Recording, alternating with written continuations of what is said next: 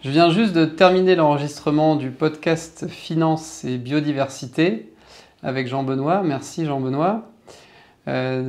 Pour ceux qui ont quelques minutes précieuses de leur temps libre à consacrer à ce podcast, on y parle 29 LEC et biodiversité. Attention, on y parle un petit peu de taxonomie environnementale mais aussi sociale. On y parle un peu d'Orpea, un peu aussi des conseillers financiers et des investisseurs individuels. Et puis, on se laisse entraîner dans des considérations philosophiques et un petit peu plus personnelles sur la transition écologique et sur le développement durable. Merci beaucoup, à tout de suite. Bonjour Célestine, qui je reçois aujourd'hui dans le podcast ? Je reçois Aurélien Giraud. Il est en charge des sujets finances durables au sein du ministère de la Transition écologique. Et de quoi on a parlé exactement dans le podcast ? Vous avez parlé de biodiversité. Et pourquoi on a parlé de biodiversité ? Parce que Aurélien a écrit l'article 29. Quelle partie de l'article 29 particulièrement ? La partie sur la biodiversité. Basile, c'est sympa ce podcast ? Oui, c'est très sympa. J'ai beaucoup aimé. Et t'as bien aimé quelle partie particulièrement ? La partie sur la taxonomie. Et toi Suzanne, t'as bien aimé quelle partie ? Papa. C'est-à-dire ? Papa. Et la partie sur la taxonomie, t'as bien aimé également ? Papa. Et qu'est-ce qu'on dit maintenant ? Merci Aurélien. Papa.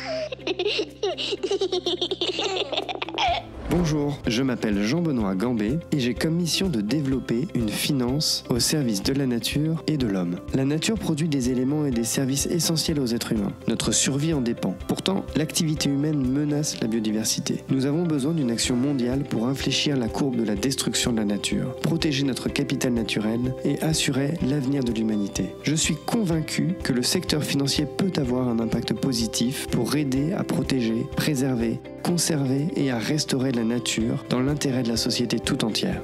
Dans ce podcast, j'invite des femmes et des hommes qui se battent quotidiennement pour changer les choses et qui mettent la préservation de l'environnement au cœur de leurs décisions d'investissement ou au cœur de leur mission. Aujourd'hui, j'ai le plaisir de recevoir Aurélien Giraud en charge des sujets finances durables au sein du ministère de la Transition écologique. Aurélien a co-rédigé l'article 29 de la loi énergie-climat.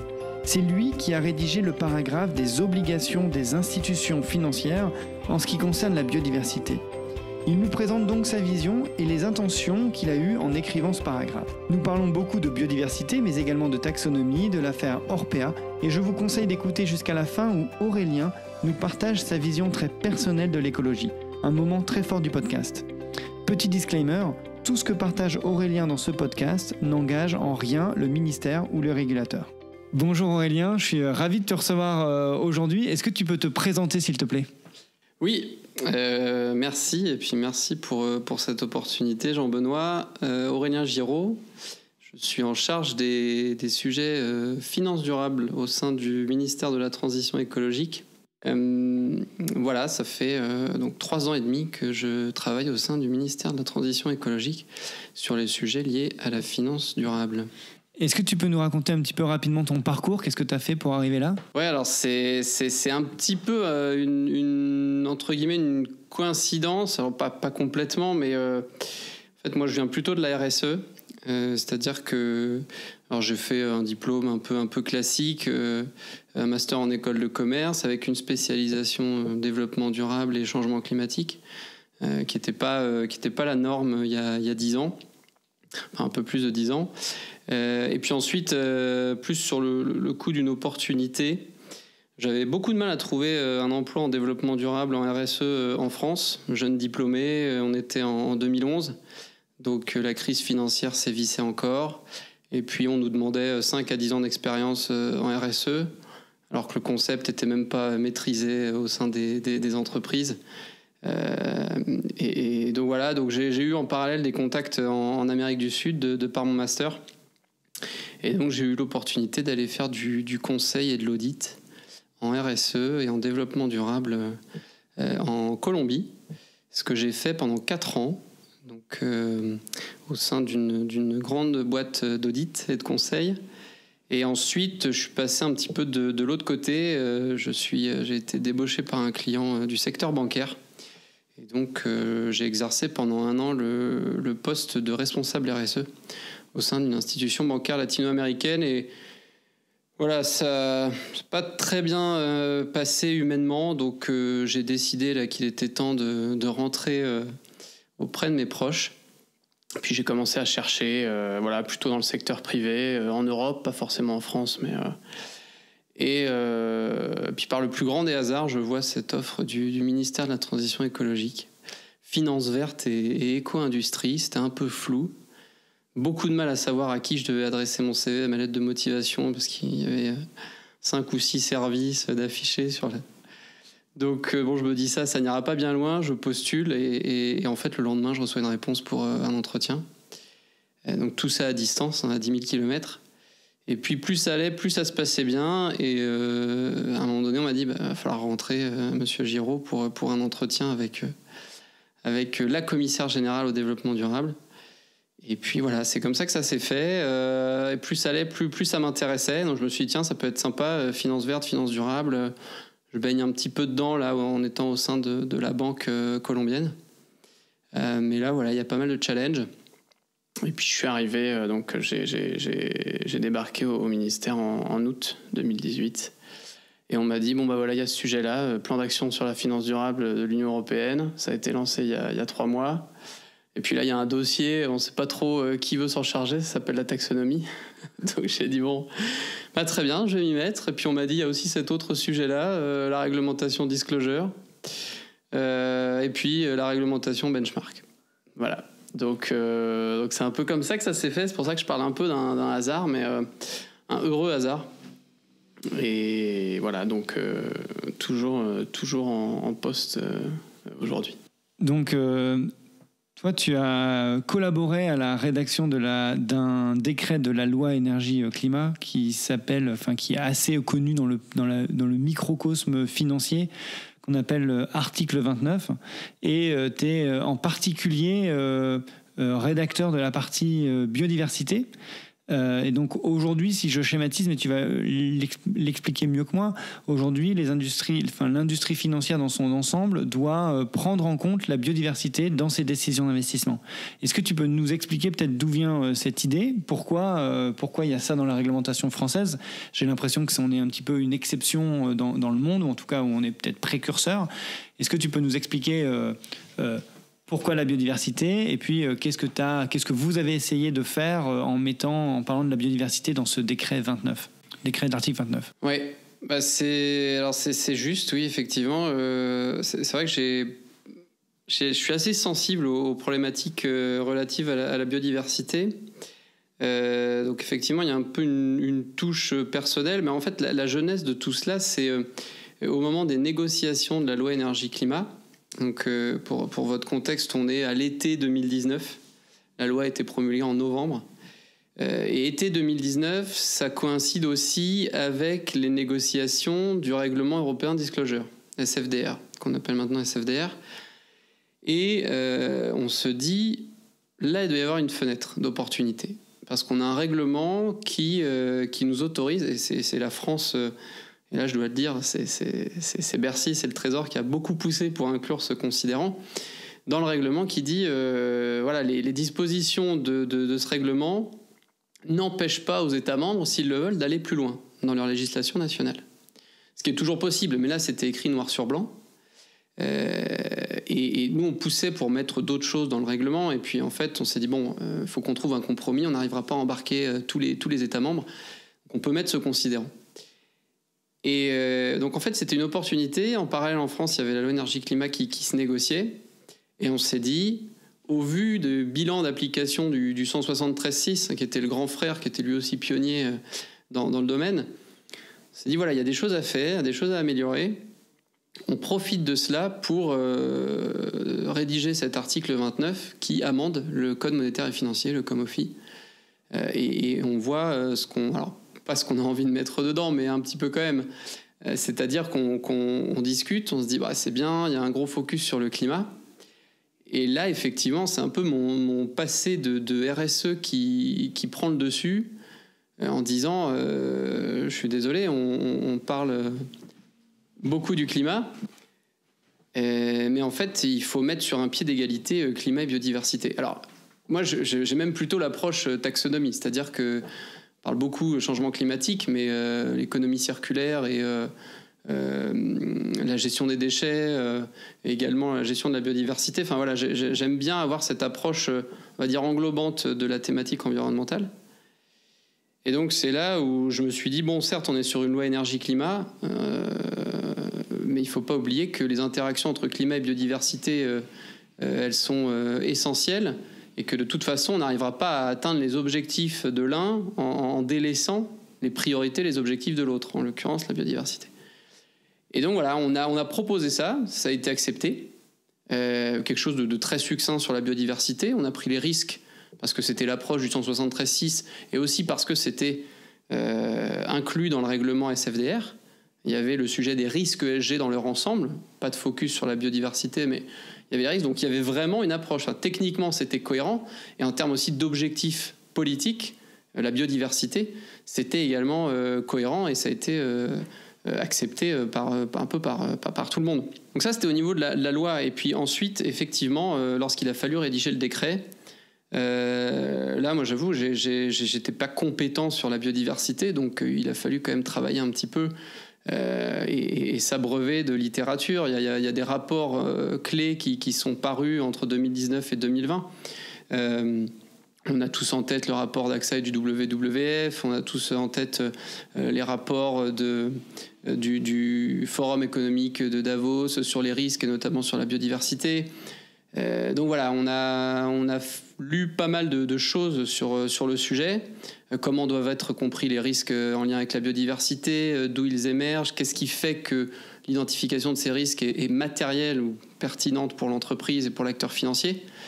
Voilà, donc c'est après toute cette période d'analyse, de compréhension que on s'est mis à rédiger cette partie du décret en disant voilà, nous ce qu'on veut voir et savoir des acteurs financiers, c'est ça sur la biodiversité. Et justement, je rebondis, qu'est-ce que vous voulez voir ? Qu'est-ce que dit ce décret pour ceux qui ne le connaissent pas ? Ce que dit ce décret, il y a plusieurs choses. En fait, sur la biodiversité, il y a deux choses principales, deux éléments. C'est les stratégies ou la stratégie d'alignement de l'entité et le cas échéant du produit ou du portefeuille sur les objectifs de long terme de la biodiversité. Donc on a un focus alignement. Et d'un autre côté, on a un focus risque. En fait, là, pour ceux qui connaissent le 173.6 et qui connaissent bien, entre guillemets, le 29 LEC, on réinvente pas la roue par rapport au climat.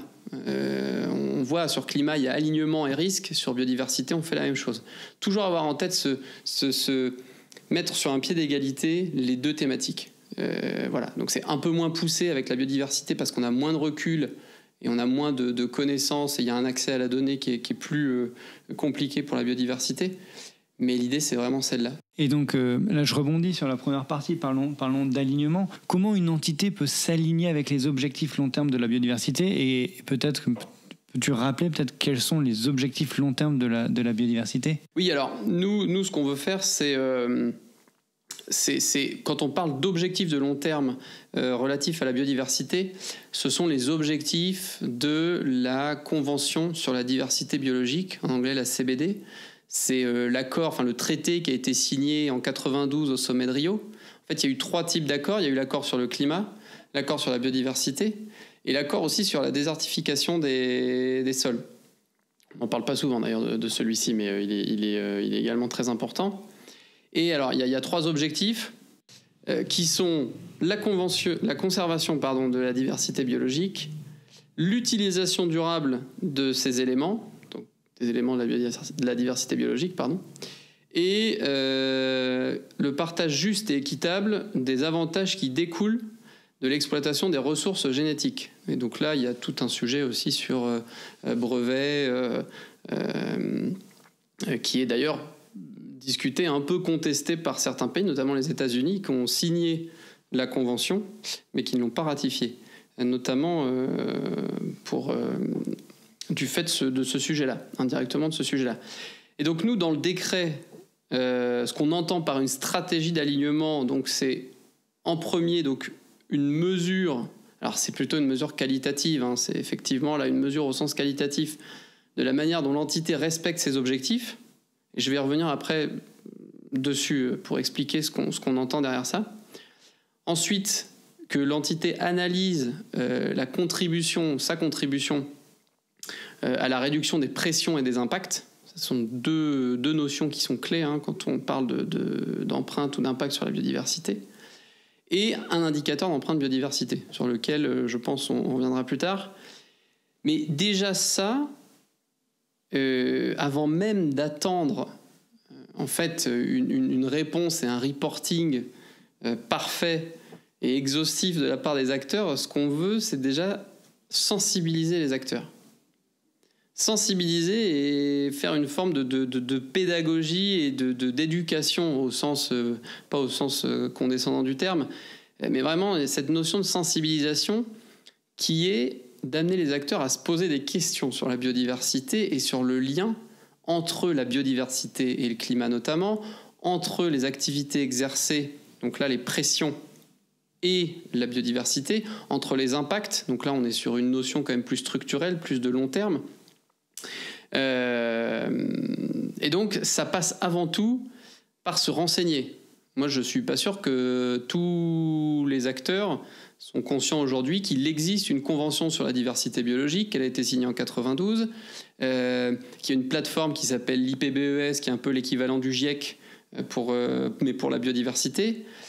Nous, quand on a fait, on a été interrogé par des acteurs où on faisait des mini-webinars. J'ai eu plusieurs fois la question, qu'est-ce que la CBD ? Tout simplement. Donc ça peut paraître trivial, mais en réalité, ça ne l'est pas du tout. Et ça, c'est vraiment le premier objectif du décret. Alors ça ne nous a pas empêché ensuite d'être assez ambitieux et d'aller assez loin dans ce qu'on va demander.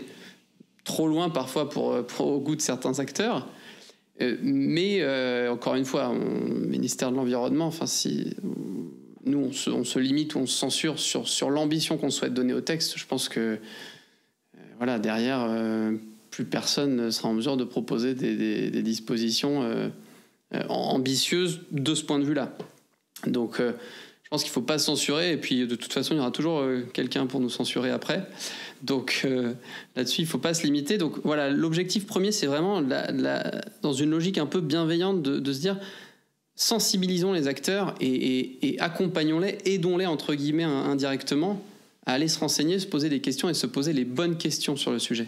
Mais aujourd'hui, est-ce qu'une société peut vraiment être alignée aux objectifs, à ses objectifs long terme ? À partir du moment où j'existe, entre guillemets, je vais avoir un impact sur la biodiversité et je vais aussi dépendre de cette biodiversité.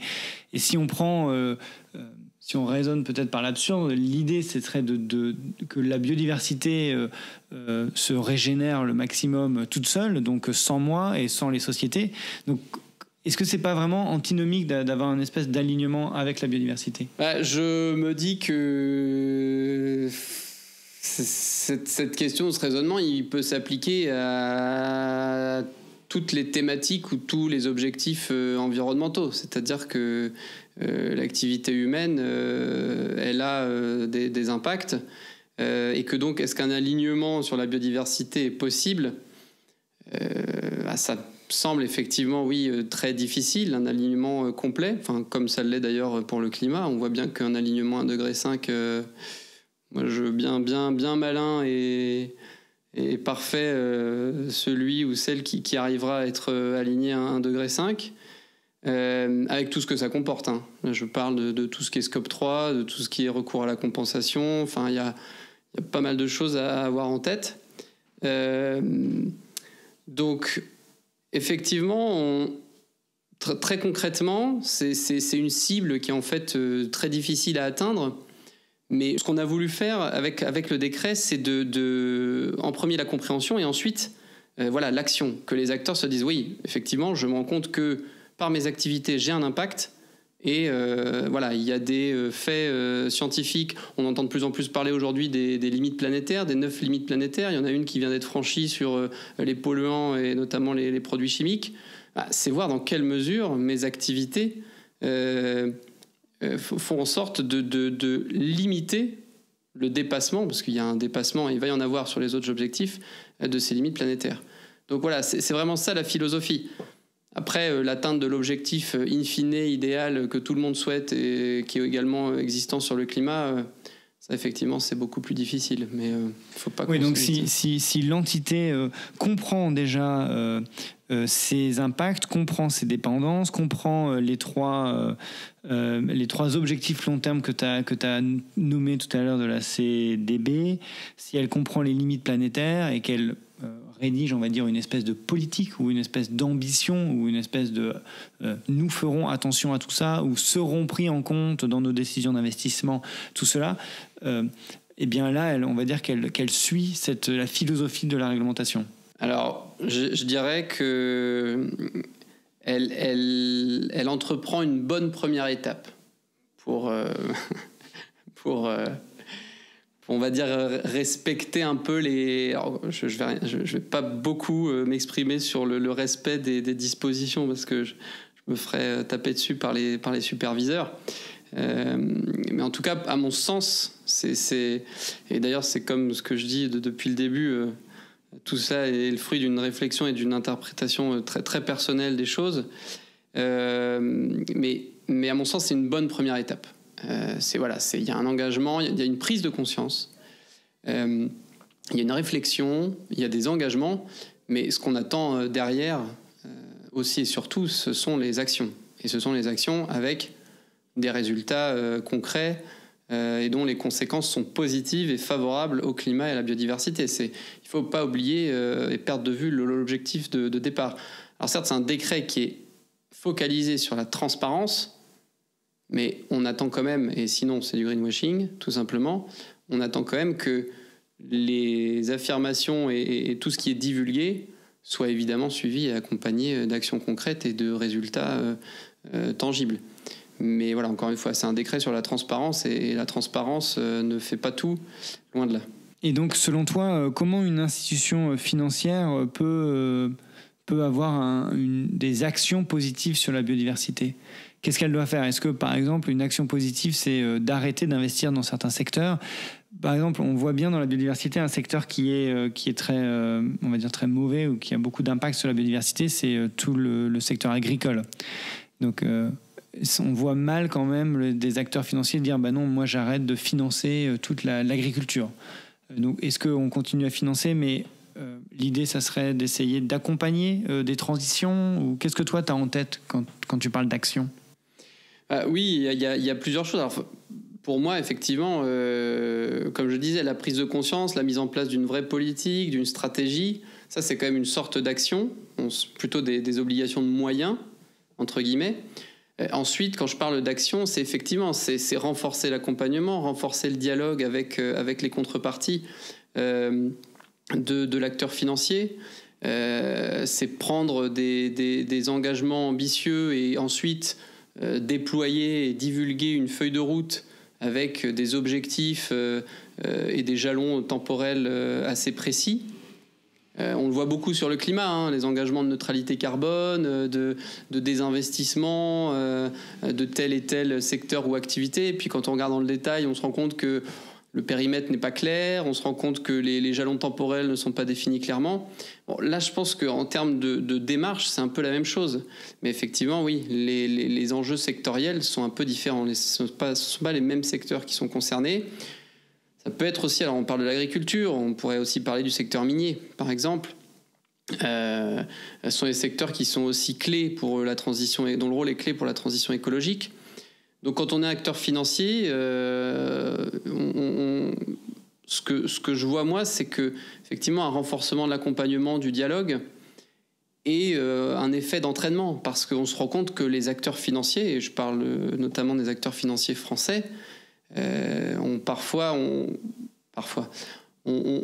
dispose de beaucoup plus d'informations, de données que les acteurs, que les entreprises elles-mêmes, que leurs propres contreparties. On a eu un exemple récemment, nous en interne au ministère, après une réunion avec certains acteurs, où on se rendait compte que les acteurs financiers disposaient d'une masse de données. Et en fait, les entreprises avec qui on dialoguait, enfin les contreparties, Tu es là, tu dis, mais attendez, vous disposez de données sur les risques et sur les impacts de nos activités dont nous, on ne dispose même pas. Donc, oui, je pense qu'il y a vraiment ce rôle d'accompagnement, de dialogue, d'engagement qui est prépondérant pour la transition. Et je pense que ça, c'est... Effectivement, on parle du désinvestissement, de l'exclusion. Alors, c'est vrai que dans certains cas, ça se justifie. Je pense qu'à un moment donné, quand on voit que rien ne bouge, ça se justifie.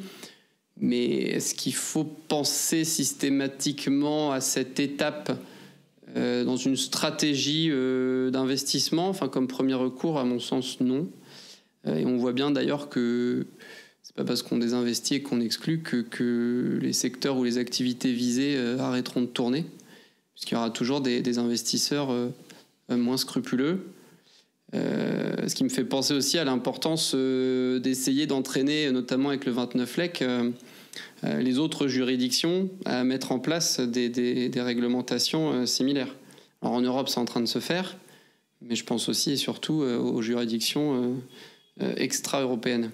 Tout à l'heure, tu as parlé d'indicateurs d'empreinte biodiversité. C'est d'ailleurs dans le décret, on doit mesurer notre empreinte sur la biodiversité. Pour le climat, c'est assez facile parce qu'on prend le CO2, tout le monde est d'accord, on prend les gaz à effet de serre et tout le monde est d'accord sur... Il y a un indicateur et sur la biodiversité, il y a autant d'indicateurs que d'espèces, entre guillemets. Mais sur la mesure d'empreinte, alors quand on parle de mesure d'empreinte, ce qu'on entend, nous, derrière, et en l'occurrence, dans le cadre du décret, c'est qu'on se réfère à une sorte d'impact global, d'impact agrégé des activités d'une entreprise ou d'un acteur financier. Bon, en l'occurrence, d'un acteur financier. Et ça se fait effectivement. C'est pas l'indicateur Global Reporting Initiative qu'une entreprise va reporter, un indicateur, on va dire, un peu statique, assez simple, très descriptif. C'est pas du tout ça qu'on attend. On attend plutôt un indicateur agrégé d'empreinte, mais qui effectivement se mesure à l'aide d'outils spécifiques. Et là, donc, j'en citerai pas, mais c'est des outils qui collectent, qui agrègent, qui analysent et qui restituent des données sous la forme d'empreintes d'une activité, d'une entreprise, d'un acteur financier, d'un portefeuille, sur la biodiversité, en fonction, et donc là je reviens au terme que j'avais mentionné tout à l'heure, en fonction des pressions exercées par l'activité sur la biodiversité, enfin sur la nature, tout simplement, et des impacts, qui là donc sont des effets plus structurels, plus de long terme. Donc voilà, il faut des outils spécifiques. Le résultat de ces outils, ça se traduit par des indicateurs aujourd'hui dont on entend de plus en plus parler, le MSA, Mean Species Abundancy, le PDF, les Potentially Disappeared Fraction of Species. Donc d'ailleurs, je vais les traduire en français. Abondance moyenne des espèces pour le MSA et fraction potentiellement disparue d'espèces pour ce qu'on appelle le PDF. Voilà, donc c'est des indicateurs, mais qui sont effectivement des indicateurs agrégés et qui impliquent, oui, à la base, d'aller via des bases de données extraire, et puis les entreprises elles-mêmes, extraire des données désagrégées avec un niveau de granularité très poussé pour ensuite mettre ça dans une petite machine et restituer tout cela. Sur ce sujet, il y a la Banque de France qui a fait un je ne sais pas si je peux le qualifier de excellent papier ou excellent article qui s'appelle The Silence of Spring et donc qui évalue les dépendances et les pressions de son portefeuille. C'est un petit peu ce genre d'étude que tu attendrais d'une institution financière ? Oui, alors effectivement, le Silent Spring de la Banque de France, ça a fait écho en France et même en Union européenne. Je sais qu'il y a des pays comme les Pays-Bas qui sont particulièrement intéressés par ce rapport. Alors, effectivement, on voit déjà que les pratiques d'estimation de l'impact financier sont au stade embryonnaire. Ce qu'on voit dans cette étude, c'est que ce qui est fait, et c'est une méthode, c'est l'estimation de l'exposition du chiffre d'affaires de chaque entreprise émettrice au service écosystémique. Et ensuite, elle croise les informations disponibles par pays et par activité économique. Voilà, donc ça, c'est une méthodologie qui est faite au niveau macro. Et c'est aussi la raison pour laquelle, dans le cadre de la biodiversité, parce que pour le climat, on est quand même beaucoup plus rigide sur les critères qu'on impose, C'est pour ça aussi c'est la raison pour laquelle on a finalement décidé de laisser le choix sur la manière dont les acteurs peuvent divulguer la nature de l'impact financier, quantitatif ou qualitatif. On laisse le choix de faire les deux. Pour rien vous cacher, au début, on était plutôt sur du quanti. Et puis, c'est vrai que, après discussion, prise en compte des difficultés, on s'est dit, bon, le quanti, c'est l'idéal, même si je sais que c'est critiqué par certaines parties prenantes. Mais on laisse aussi le choix de publier l'impact qualitatif. Et donc, parce que l'importance de l'aspect quantitatif, et ça aussi, ça explique un peu pourquoi on a intégré cette disposition, c'est que ça permet de mettre un chiffre sur l'impact. C'est aussi ça qu'on voulait faire, c'était parler dans le langage des acteurs qui seraient directement concernés par le décret. Et c'est souvent ce qu'on nous dit en RSE, c'est-à-dire que essayez de parler le langage d'une direction financière pour vous faire entendre, et d'une direction stratégique pour arriver à vous faire entendre. Là, c'est exactement le même raisonnement.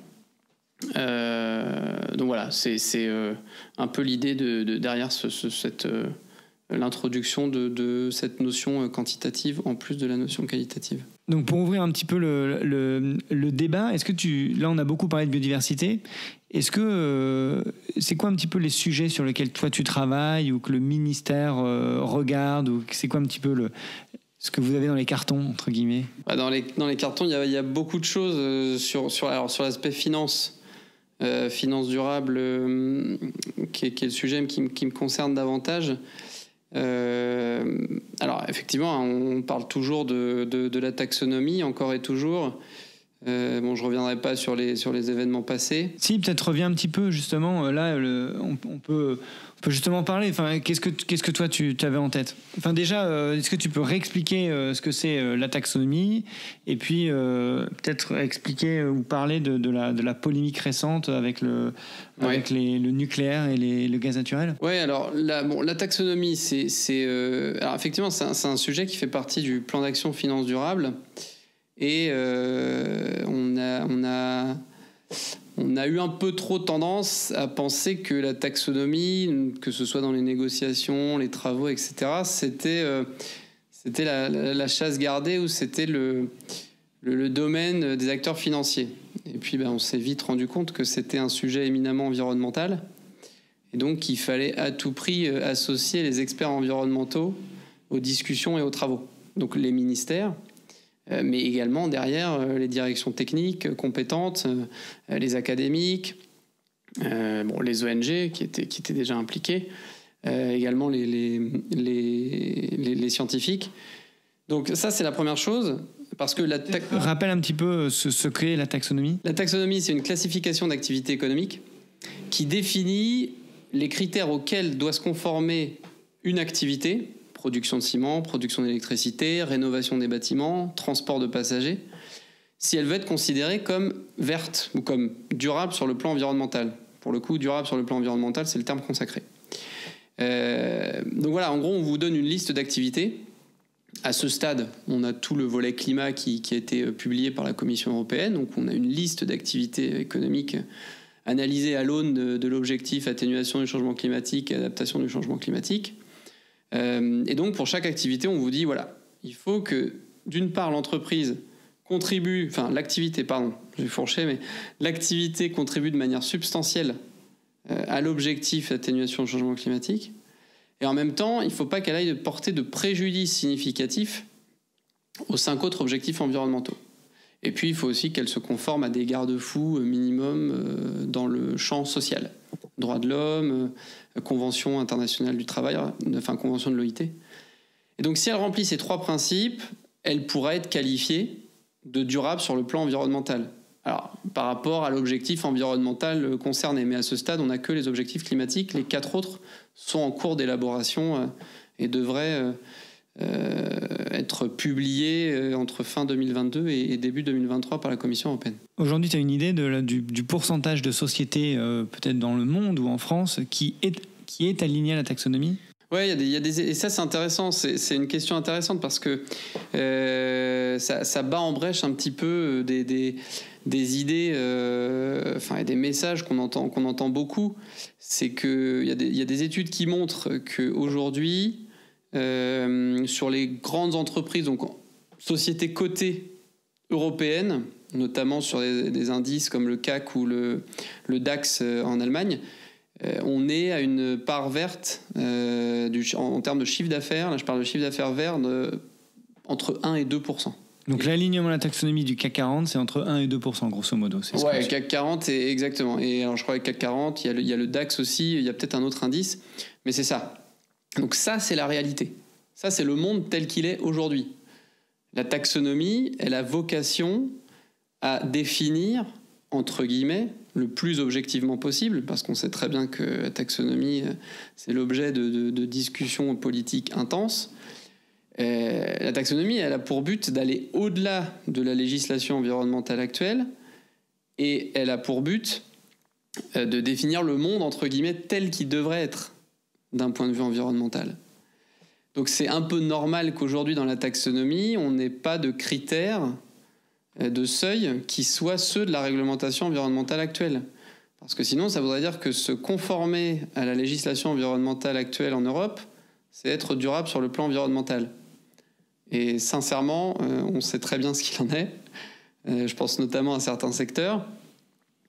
Donc voilà, ça c'est le but de la taxonomie. Et il y a un autre enjeu derrière tout ça, c'est que ces 2% là, de chiffre d'affaires vert moyen ne veulent pas dire que les 98% restants ne vont plus être financés du jour au lendemain.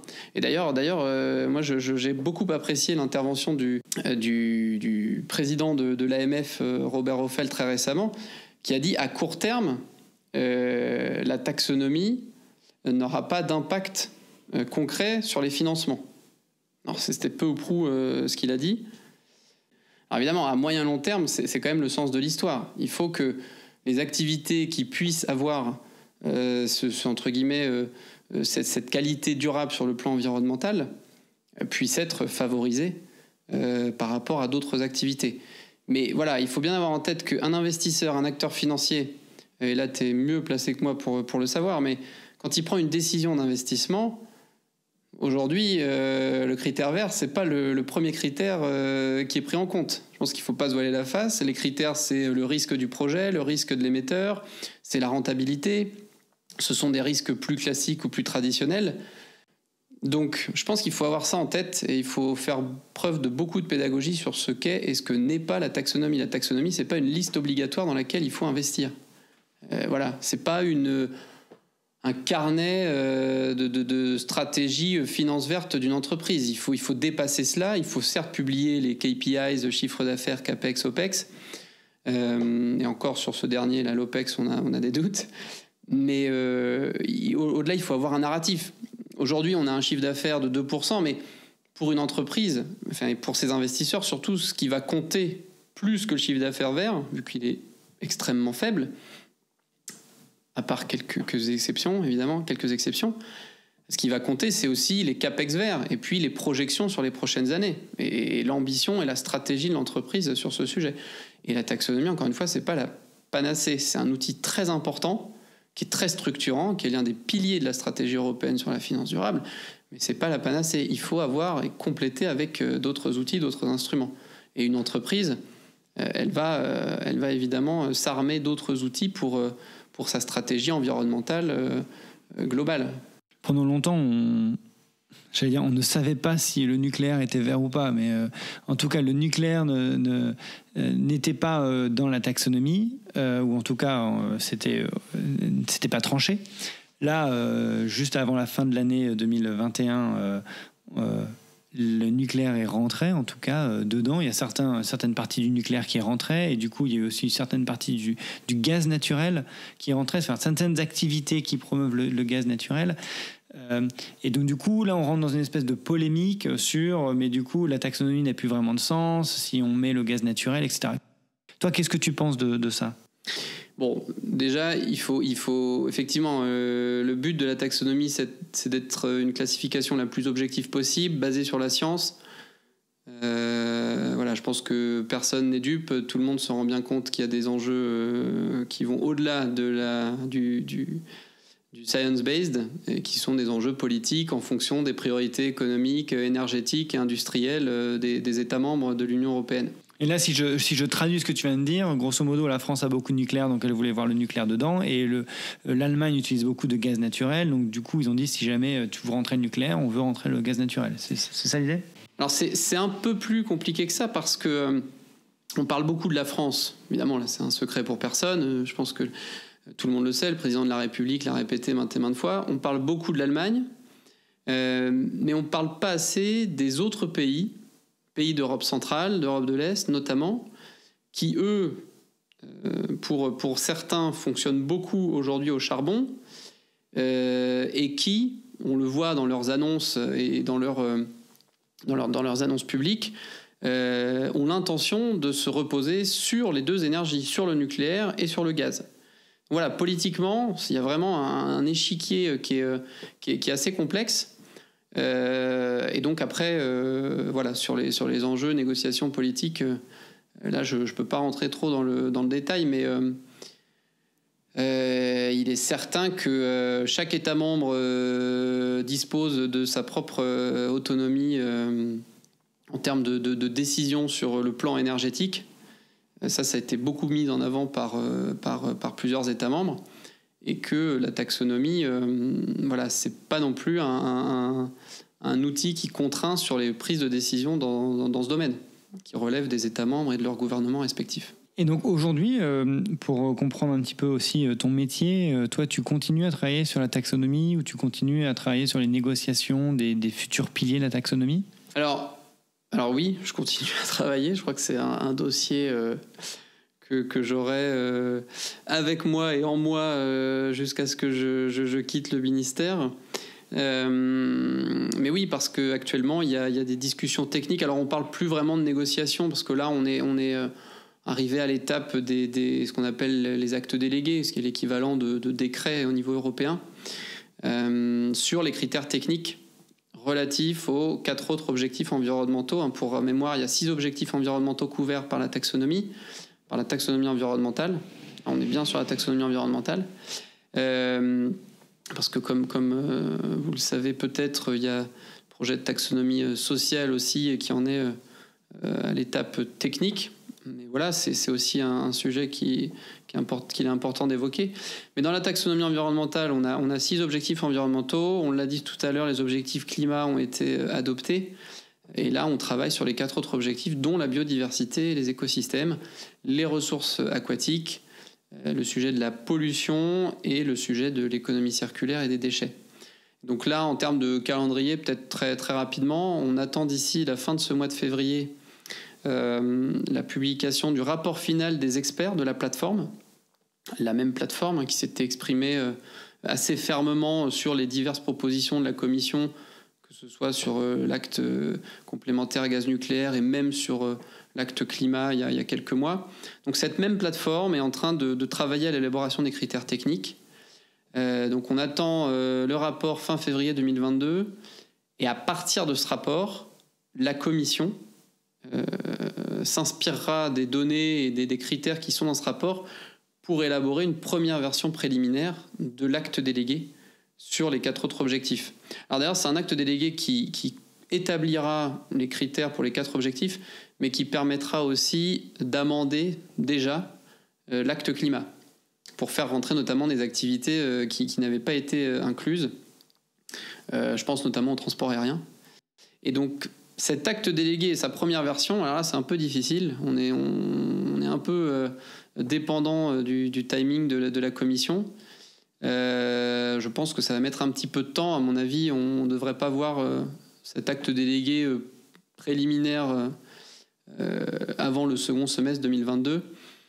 Et donc un acte délégué final avant fin 2022, début 2023. Donc là, on a parlé de biodiversité, on a parlé de taxonomie. C'est quoi les autres gros sujets sur lesquels tu... Merci de me ramener dans le droit chemin, parce que c'est vrai que j'avais complètement zappé la question. Alors, il y a d'autres gros sujets, effectivement. Je vais m'éloigner un peu. Là. Moi, je trouve qu'il y a un sujet qu'on n'aborde pas assez, de plus en plus. Mais encore pas assez à mon goût. Alors on s'est beaucoup concentré ces dernières années sur la réglementation des institutionnels, des acteurs financiers institutionnels, et puis des acteurs non financiers également. On le voit avec la CSRD en ce moment, qui est en train d'être négociée à Bruxelles. Et en fait, je pense qu'il faut renforcer les réflexions déjà sur un autre maillon de la chaîne d'investissement qui est l'épargnant individuel. Et, autre maillon de la chaîne, le conseiller financier, le conseiller bancaire notamment, le conseiller en investissement. Parce que là, on fait face, avec l'acteur institutionnel, on agit très en amont, mais on agit sur, entre guillemets, une partie de l'offre, mais il y a une autre partie de l'offre qui sont les réseaux de distribution des produits financiers. Et ensuite, derrière, la demande, donc à savoir les épargnants individuels, les investisseurs individuels. Et là, je pense qu'il y a beaucoup à faire. Il y a beaucoup à faire parce que vous pouvez avoir les meilleures politiques, les meilleures stratégies de la part des meilleurs produits de la part des acteurs institutionnels. Si derrière, vous n'avez pas le réseau qui puisse vous vendre et commercialiser ces produits, qui puisse s'approprier le produit, qui puisse le connaître, être sensibilisé à ces enjeux, avoir le meilleur produit au monde, vous n'arriverez pas à le vendre. Et puis c'est pareil, si en face vous n'avez pas la demande, en fait tout ça n'aura entre guillemets je dis bien, servi à rien. Donc à mon sens, ce sont deux maillons de la chaîne qui sont entre guillemets les parents pauvres de toutes ces réflexions et de tous ces travaux sur la finance durable. Il y a ça. Et justement là-dessus, je voudrais juste rebondir.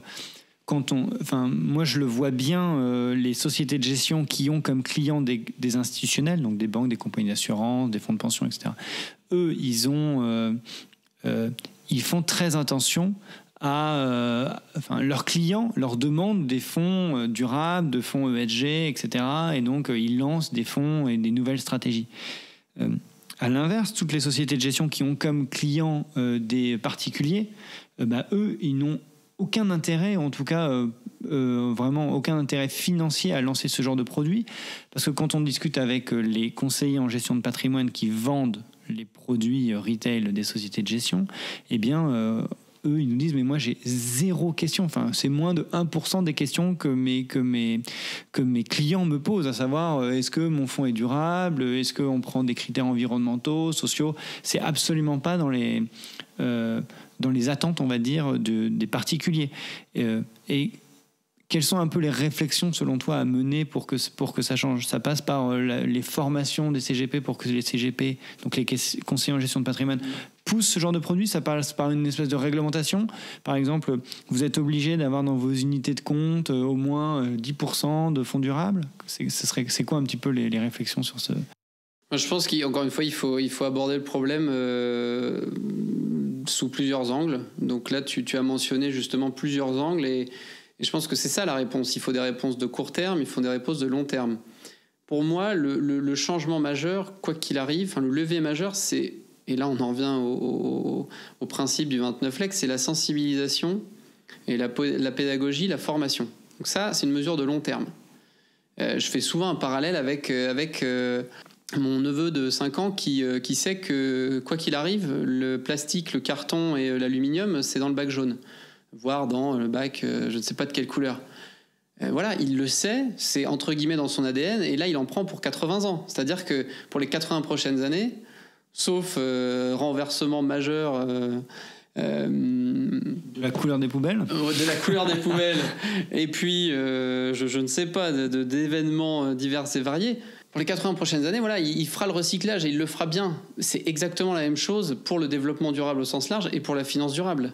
Il faut inculquer, et puis j'ai même envie de dire pour la culture financière en fait, et a fortiori en France, où alors je dis pas que on va pas, il s'agit pas de former les élèves de maternelle à la finance, évidemment, mais au collège et au lycée, commencer à avoir des fondamentaux sur la gestion du budget, sur la gestion financière, voilà, des principes de base. Et c'est comme ça, en conciliant développement durable, sensibilisation au développement durable, et ça c'est en cours, mais voilà le temps qu'on a mis pour intégrer une dose de développement durable, je crois à l'école, au collège et au lycée. Donc développement durable plus des fondamentaux en finance, et en gestion de budget, qu'on arrivera à sensibiliser les gens. Et la sensibilisation, ça se fait dès le plus jeune âge, entre guillemets, au plus tôt. Donc ça, c'est un levier de long terme. Les leviers de court terme, effectivement, et l'AMF a commencé à le faire avec son programme de formation, c'est de la formation, alors soit de la formation ad hoc sur ces sujets-là, soit une formation un peu plus intégrée et un peu plus intégrale de la part des institutions à leurs conseillers, et puis à tous leurs employés en général, en réalité. Là, on parle des conseillers, mais c'est tous les employés, entre guillemets, pour qu'il y ait cette remise à niveau. Du côté des épargnants, donc il y a toujours évidemment ce sujet de sensibilisation le plus tôt possible et de formation. Mais à court terme, effectivement, il y a des réflexions en cours. Il y a des enjeux concernant l'épargne des Français. On sait que l'assurance vie, c'est à peu près 2000 milliards d'euros. Donc là-dessus, il y a aussi des questions à se poser sur la manière dont...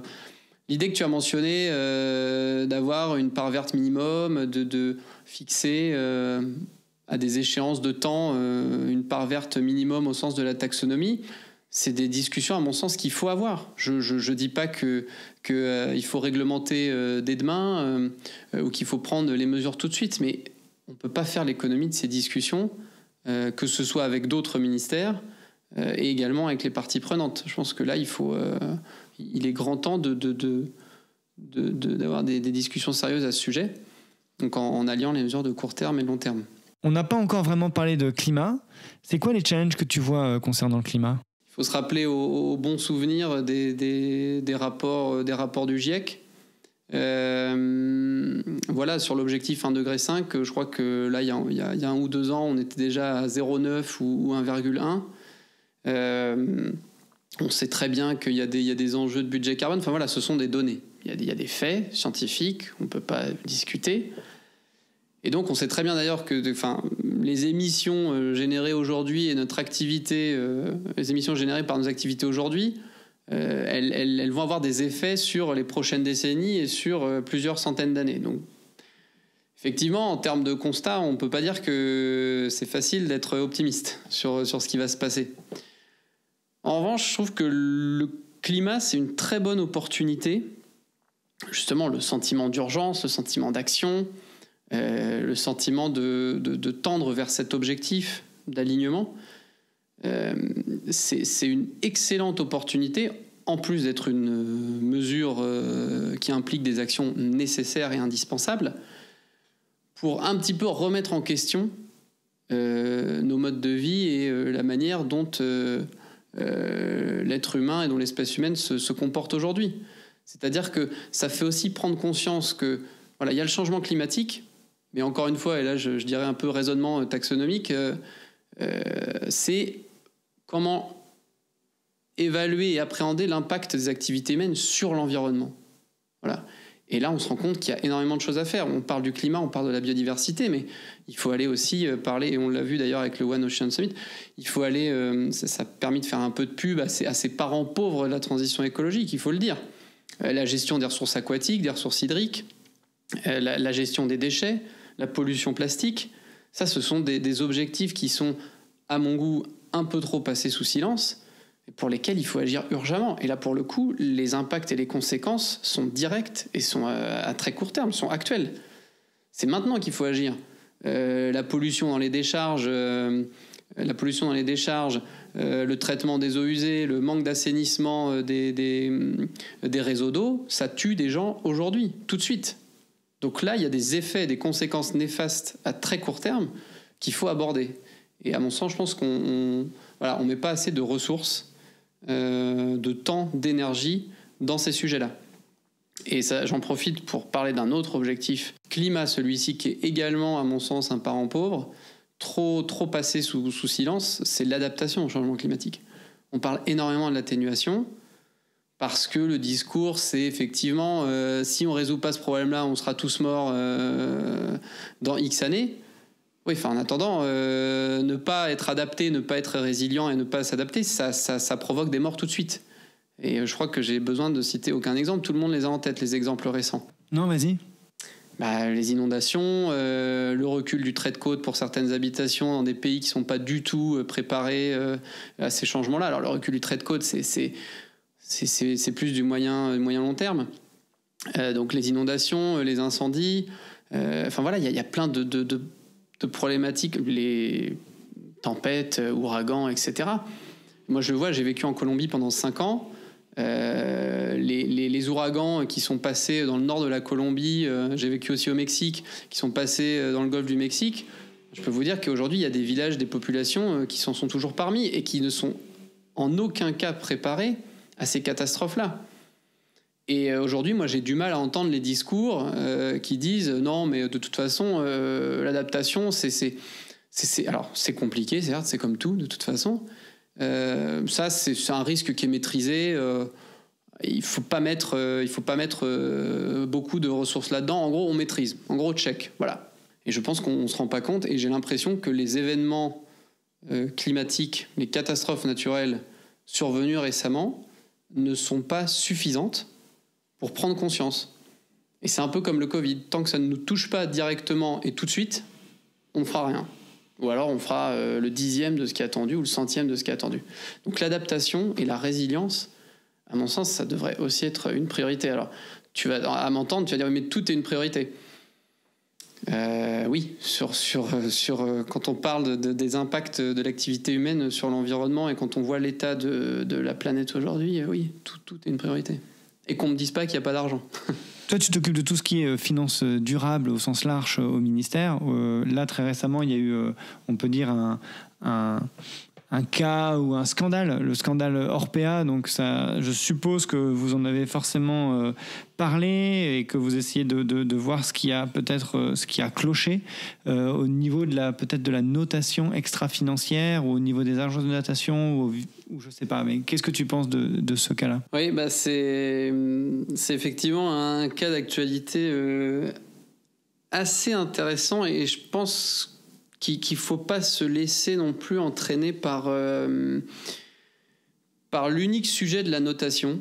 À mon sens, dans cette histoire, il n'y a pas que la notation extra-financière. C'est-à-dire que, alors oui, il y a un enjeu, et on le sait, il y a un enjeu de méthodologies qui sont pas tout à fait, c'est un euphémisme, transparente. Mais il y a des travaux en cours, on est en train de cadrer les choses, des données qui sont collectées, qui sont pas facilement accessibles. Voilà, on sait très bien les controverses qu'il y a, pardonnez-moi le terme, mais qu'il y a dans ce domaine-là. Prise en compte insuffisante des parties prenantes, des comparaisons, manque de transparence, une dose de subjectivité. Voilà, il faut cadrer et c'est en cours. Et c'est en cours au niveau européen. On sait très bien que la Commission a clairement annoncé ses intentions dans ce domaine. Donc, il faut le faire, c'est indispensable. Mais et là où ce que je voulais dire quand je disais il n'y a pas que la notation extra-financière dans cette histoire et dans d'autres histoires évidemment, c'est que ça, il ne faut pas que ce soit un argument pour déresponsabiliser les acteurs. C'est-à-dire qu'il y a plusieurs sujets. Déjà, sur ce sujet Orpea, mais qui pourrait aussi être plein d'autres événements, il y a l'adéquation entre cotation en bourse et activités ou secteurs qui sont focalisés, centrés sur le social et sur l'humain. Ça, c'est un premier élément. Ça, il faut peut-être aussi se poser la question. Encore une fois, on en revient un peu à l'histoire de nos modèles et de notre mode de fonctionnement. Donc ça, c'est la première question à se poser. On sait que derrière, il y a des objectifs drivés surtout par la rentabilité, des objectifs économiques, financiers. Est-ce que c'est compatible avec ce type d'activité ? Là, je parle du cas d'Orpea. Ça, c'est une première question à se poser. La deuxième question à se poser, c'est que, encore une fois, on parle beaucoup de finances vertes et de transition écologique, mais on oublie beaucoup le volet social. On a tendance à faire un gros raccourci qui est vous êtes durable, c'est bon. La durabilité, encore une fois, là, c'est le côté RSE qui parle, mais la durabilité, ça englobe l'environnement et le social, et même les aspects éthiques et évidemment économiques. Mais pour moi, il y a au sein de ce secteur, donc qui est le secteur d'Orpea, enfin au sein du macro-secteur social et santé, on a peut-être trop passé sous silence les problématiques sociales et humaines liées au secteur. Et là, ça nous explose à la figure. Et alors, il y a un dernier point. Et quand je parle de déresponsabiliser les acteurs, c'est à ça que je fais référence. C'est que ce sujet de la notation extra-financière, il est là, mais il faut aussi se concentrer sur les investisseurs et sur tous les acteurs de la chaîne d'investissement, et notamment les sociétés de gestion. Et je voyais justement dans la presse des acteurs commenter cet événement Orpea. Et il y en a qui le disent. Il faut renforcer l'engagement, il faut renforcer le dialogue avec les contreparties. Parce que, et là je fais un peu le parallèle avec tout le monde aujourd'hui qui utilise Yuka ou le Nutri-Score. Yuka, il vous donne des données agrégées. Mais in fine, c'est vous qui allez prendre la décision d'aller acheter au supermarché un produit qui a 0 sur 100 ou 10 sur 100 ou 95 sur 100. C'est vous qui prenez la décision. Donc, vous pouvez pas dire mais Yuka m'a fourni ça, je peux plus rien faire. Et donc ça, à mon sens, c'est important parce que ça met quand même les acteurs devant leurs responsabilités et ça permet aussi de remettre au goût du jour cette notion d'engagement actionnarial, d'engagement des investisseurs et de dialogue avec les entreprises et de fixation. Je pense qu'il y a un impératif de la part de l'acteur financier d'être ambitieux et d'entraîner la contrepartie, l'entreprise, dans cet élan d'ambition. Et je pense que quand je dis il ne faut pas que ce soit un argument, ce sujet de la notation extra-financière pour déresponsabiliser les acteurs, c'est exactement à ça que je me réfère. Et ce Yuka des entreprises et ce Yuka des produits financiers, je pense que c'est un parallèle qui pourrait être utile à l'avenir dans tous ces travaux sur la finance durable. Toi, ton quotidien, donc c'est d'essayer d'influencer le milieu financier. Donc tu mets en place énormément de réglementations, tu lis beaucoup de rapports, etc. Souvent on termine comme ça. Comment tu arrives à lier ta vie professionnelle et ta vie personnelle? Est-ce que tu mets en place toi-même personnellement ce que tu demandes à ce que les grandes institutions fassent? Oui, alors j'essaie, et c'est vrai que depuis que je fais partie du ministère, j'ai quand même assez évolué dans mes pratiques. Alors je ne sais pas si c'est effrayant du fait qu'on est formaté, ou si ça va dans le bon sens. Effrayant dans tous les sens du terme d'ailleurs, mais oui, j'ai fait évoluer des choses, j'ai changé ma vision et mon opinion et mes actions sur certaines pratiques quotidiennes, de tout point de vue. Alors je peux pas dire évidemment, loin d'être parfait, hein, mais c'est vrai que je fais beaucoup attention. J'ai quand même réduit drastiquement mes voyages en avion.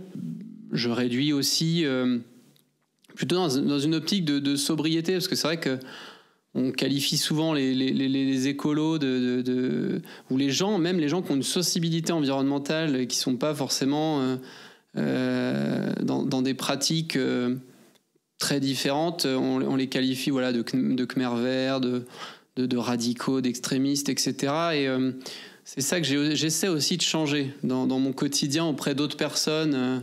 Nous, ce qui nous semble important, c'est d'être un peu plus sobre.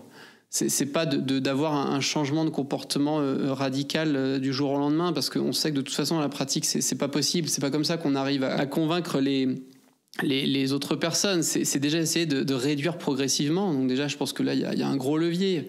On passe de, X fois par semaine, de 5 fois par semaine à 1 fois par semaine. J'en ai aucune idée. Sur les trajets en avion, c'est pareil. C'est essayer déjà de réduire progressivement et de faire en sorte que les gens aussi comprennent un petit peu le pourquoi d'eux. Et je pense que, encore une fois, c'est la pédagogie qui fait tout. Et dans mon quotidien, l'avion, la consommation de viande, j'ai pas de véhicule particulier, individuel, donc transport en commun.